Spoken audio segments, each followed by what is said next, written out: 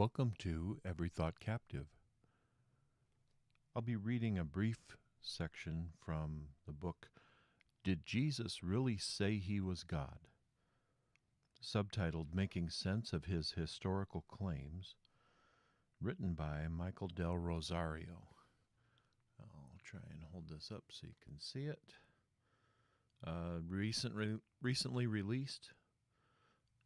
Mikel's a very active YouTuber and author and apologist. So I'd like to read this section from chapter 3. Mikel writes, "Sometimes I get into conversations about Jesus with Uber drivers. It often begins with a common question about my trip or my line of work, and quickly turns to their own views on religion or Jesus. One snowy day in Denver, an Uber driver asked me about the event I was attending at a large convention center, an annual meeting of the Evangelical Theological Society. Part of my answer had to do with the very book you are now holding in your hands. I told him that I studied Jesus as a figure in ancient history, and I was meeting with an editor about the possibility of publishing my research. That got his attention.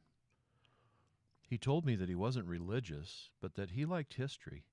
What turned into a 45-minute conversation all the way to the airport began with questions about how to understand Jesus as a miracle worker in his cultural and historical contexts.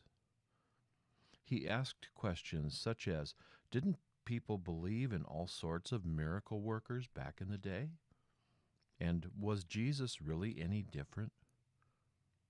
He seemed genuinely interested in a historical approach to his questions, especially because he had heard people say that miracle workers were a dime a dozen in the ancient world.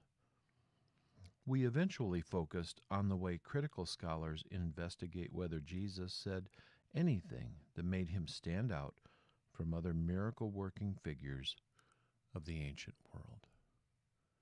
May God bless you richly in Christ. We'll see you again soon, God willing.